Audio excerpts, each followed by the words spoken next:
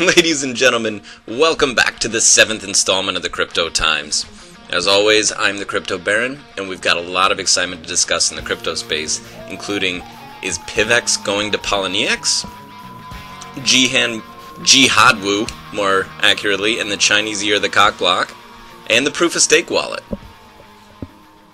Now, I've mentioned NEM being a great project several times, and I should have an episode out within a week that features it in much more depth, but I really want to give its growth today some much-deserved recognition. NEM is getting closer to launching a development called Catapult that's put some nice upward momentum on its market cap. I also want to quickly highlight that the market cap for the crypto space toward the top is getting very close to $30 billion. And as you can see here, that's over $20 billion in growth from a year ago and a 265% increase. And I've said on several occasions that I expect the crypto market to close the year at least $50 billion with a $100 billion upside. And if we continue to have similar growth to last year, those projections are right on target, and us early adopters will be perfectly poised to capitalize on this massive influx of money. Sorry, I'm still thinking about NEM's Catapult.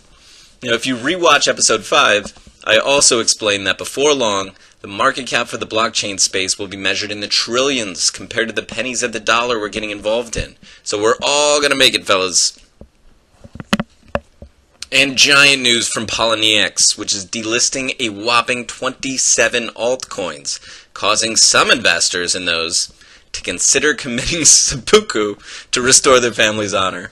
So why is Polo doing this? It's important to know that exchange's primary source of revenue comes from transaction fees, so they favor high-volume coins.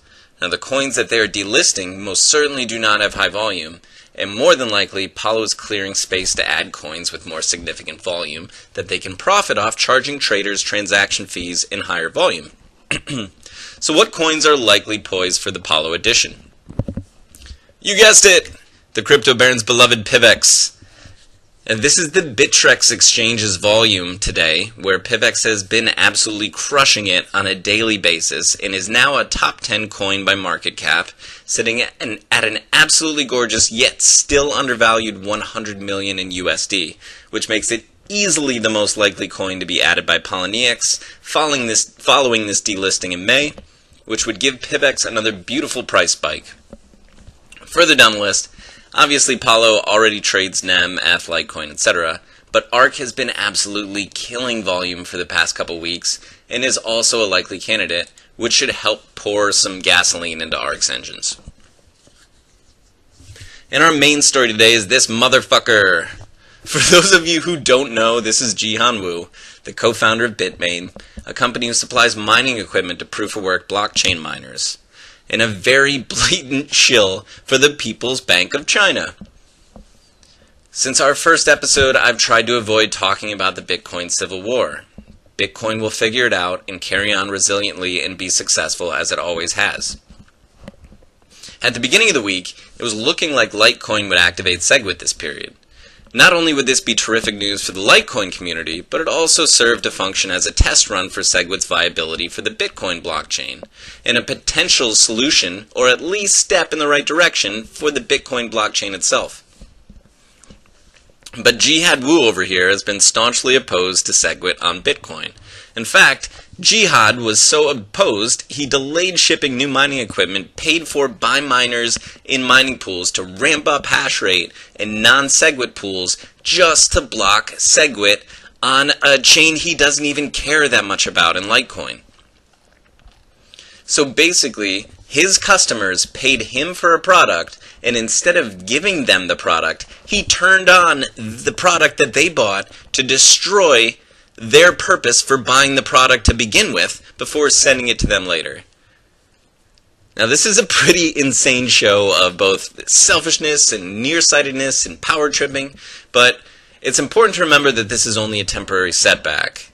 Wu will eventually get tired of expending the resources and energy to block SegWit, and his customers are only going to get angrier as they see through this charade pretty easily. Now, in the worst case, the Litecoin UASF soft fork date is set for the start of June. Jihad blockchain terrorist.